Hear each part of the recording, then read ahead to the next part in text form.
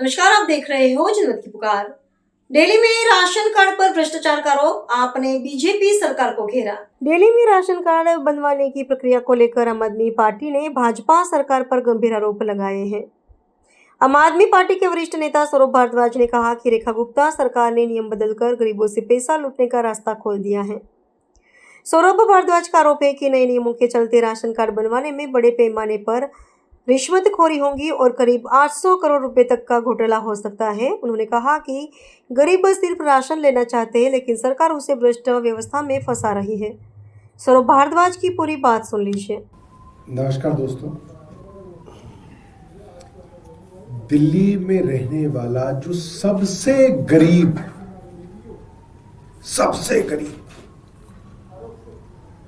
आदमी है, वो आज दिल्ली में राशन कार्ड बनवाकर राशन लेना चाहता है।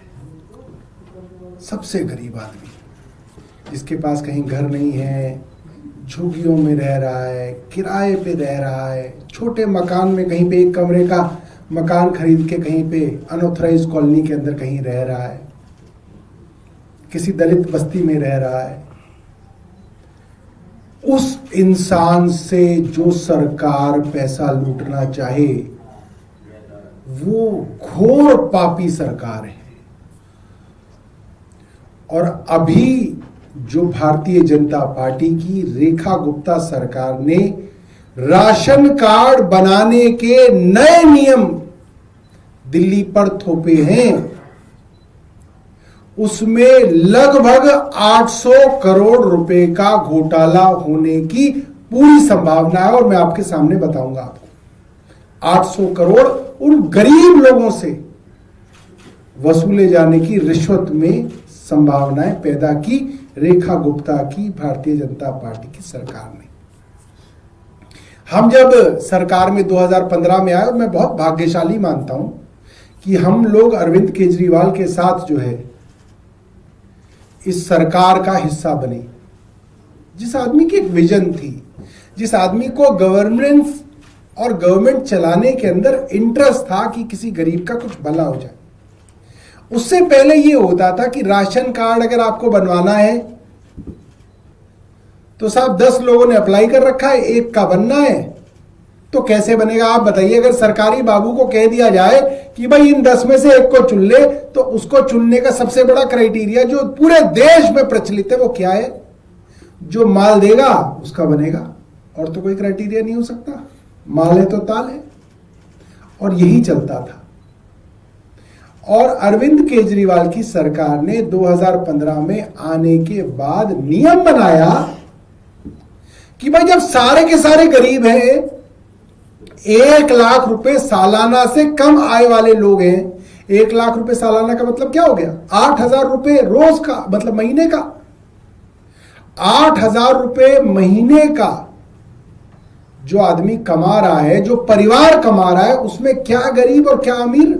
उसमें भी क्राइटेरिया हो सकता है क्या? ये 8,000 कमा रहा है, ये 6 कमा रहा है, ये 5 कमा रहा है, हो सकता है क्या? तो उसके अंदर चोरी होती थी। अरविंद केजरीवाल की आम आदमी पार्टी की सरकार ने कहा भाई जिसने पहले अप्लाई करा उसको पहले दो, जिसने दूसरे नंबर पे अप्लाई किया उसको दूसरे नंबर पे दो, और अगर स्लॉट पूरे हो गए तो वेटिंग लिस्ट में डालो, और ऐसे ही डालो कि जो सबसे पहले जिसने अप्लाई किया उसको सबसे पहले मिलेगा। इसमें चोरी और रिश्वतखोरी की सारी गुंजाइशें खत्म कर दी।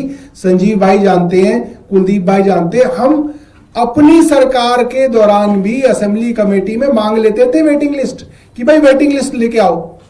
राशन कार्ड की कितनी वेटिंग लिस्ट है, क्या वो पहले आओ पहले पाओ के हिसाब से है? नहीं है, क्योंकि रिश्वतखोरी बंद करने का उद्देश्य था। आज जो भारतीय जनता पार्टी की सरकार आई, आप हैरान हो जाएंगे। उन्होंने क्या नियम बनाया? उन्होंने बोला नहीं, पहले आओ पहले पाओ कैसे हो सकता है? 11 लाख लोगों की लिस्ट है जो वेटिंग लिस्ट में है। 11 लाख लोग दिल्ली के वेटिंग लिस्ट में है कि उनके नए राशन कार्ड बनेंगे। इन्होंने कहा नहीं, ऐसा नहीं होगा कि पहले आओ पहले पाओ। एक कमेटी बना दी है डीएम के अंदर, वो कमेटी तय करेगी कि किसका बनेगा किसका नहीं बनेगा। है नहीं चोरी का पूरा चोरी का प्लान।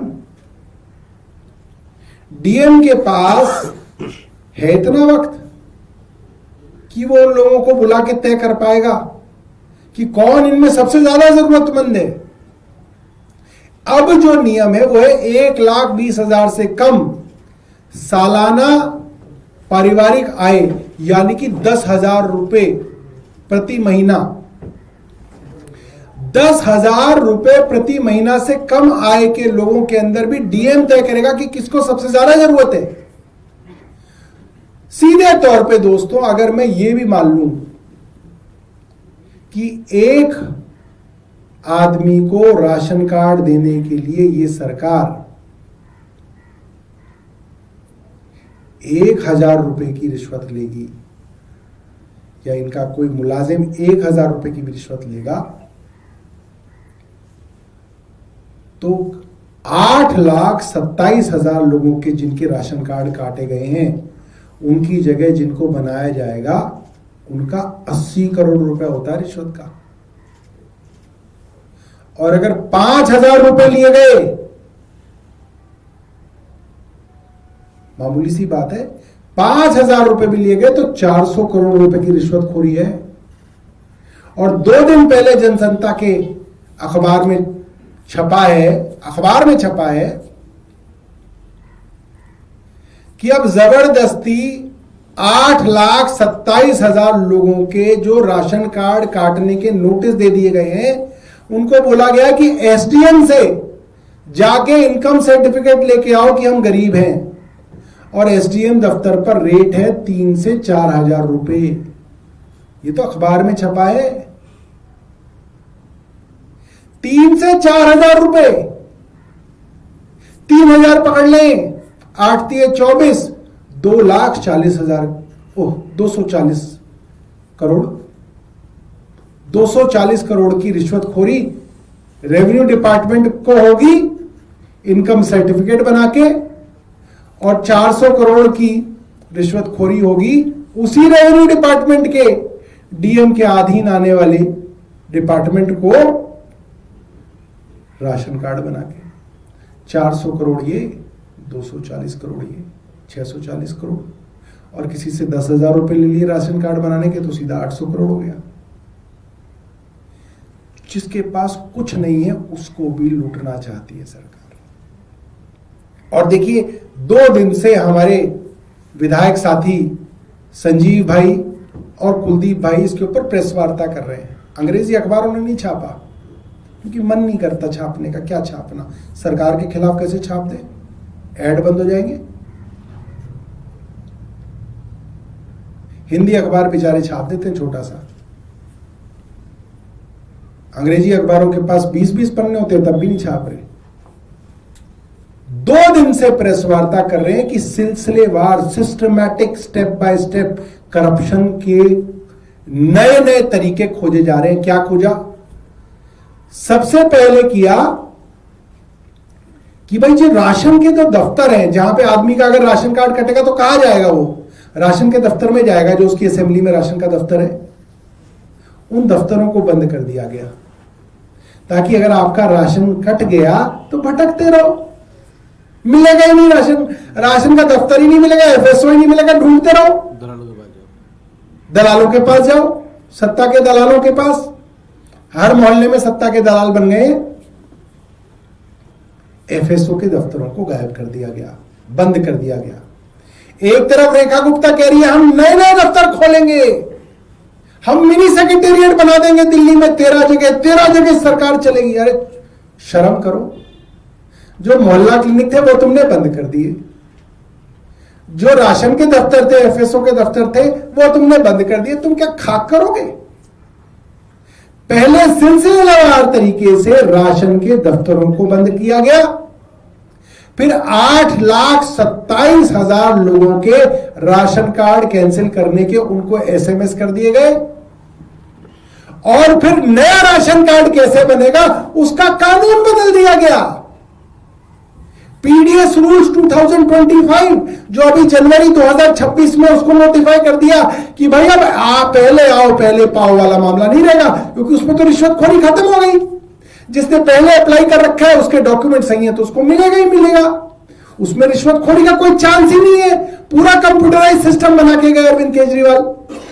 तो उसके अंदर रिश्वतखोरी के कीटाणु, रिश्वतखोरी की क्या बोलते हैं वो जो दीमक डालने के लिए उस पूरे computerised first come first serve queue system को खत्म करके कहा हम तय करेंगे, हमारी कमेटी तय करेगी किसको सबसे ज्यादा जरूरत है। सबसे ज्यादा जरूरत इनकी जेब को है। सरकारी मुलाजिमों की जेब को सबसे ज्यादा जरूरत है। उसको राशन की इतनी जरूरत नहीं गरीब आदमी को जितनी इनकी जेब को जरूरत है माल की। और लूट का खुल्ला तंत्र चल रहा है। अंग्रेजी अखबारों से खास निवेदन है, भैया मत छापना इसको, ये छाप के एहसान मत करना गरीबों पे। 1-2 निबंध लिख देना सरकार के लिए और रेखा गुप्ता जी के लिए कि रेखा गुप्ता जी ने ये कर दिया, रेखा गुप्ता जी ने वो कर दिया। अंग्रेजी अखबारों को खास तौर पे मत छापना। और हिंदी अखबार भाई छापते रहो या एक कॉलम, उसको इस बार 2 कॉलम में छाप देना। 8,27,000 गरीब लोगों का मामला है, छोटा मामला नहीं है। और खुल्ला लूट की जो है योजना सरकार ने बनाई है। तो दोस्तों बिल्कुल शॉर्ट के अंदर मैं कह सकता हूं, अरविंद केजरीवाल ने गरीब आदमी के लिए सिस्टम शुरू किया, पहले आओ पहले पाओ। और भारतीय जनता पार्टी की सरकार ने सिस्टम शुरू किया, पहले लाओ पहले पाओ। कल यूनियन बजट आ रहा है सर, उसमें आप लोगों का क्या स्टैंड है? कल यूनियन बजट आ रहा है, 9वीं बार निर्मला सीतारमण। इतनी बार यूनियन बजट आता है, पूरे भारतीय जनता पार्टी के नीचे से लेकर ऊपर तक नेता वही लाइन ट्वीट करते हैं, फेसबुक पर डालते हैं, इंस्टाग्राम पे डालते हैं, कहते हैं ये हो गया वो हो गया। और गरीब आदमी और गरीब होता जा रहा है। जिसकी नौकरी थी उसकी नौकरी छूट गई, वो बेरोजगार हो गए। जिनके काम धंधे मोदी जी ने नोटबंदी में बंद कराए, वो अब तक वो काम धंधे दोबारा लगे नहीं। तो ये पैसा जा कहां रहा है? ये बजट जो हु हल्ला होता है, इससे विकास किसका हो रहा है? सिर्फ और सिर्फ बड़े बड़े मुट्ठी भर पूंजीपति परिवारों के लिए ये सरकार चल रही है और उन्हीं के लिए बजट लाया जाता है। गरीब आदमी के लिए और ज्यादा दुखदाई होगा। रुपया 92 पे पहुंची है।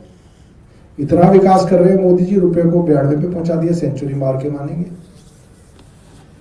मोदी जी तो 75 पे पहुंच गए, रुपये को 100 पे पहुंचाएंगे। अगर आपने हमारा अभी तक चैनल सब्सक्राइब नहीं किया है तो कृपया चैनल सब्सक्राइब कर लें, लाइक करें, शेयर करें, कमेंट करें। तो मिलते हैं फिर किसी और खबरों के साथ। नमस्कार।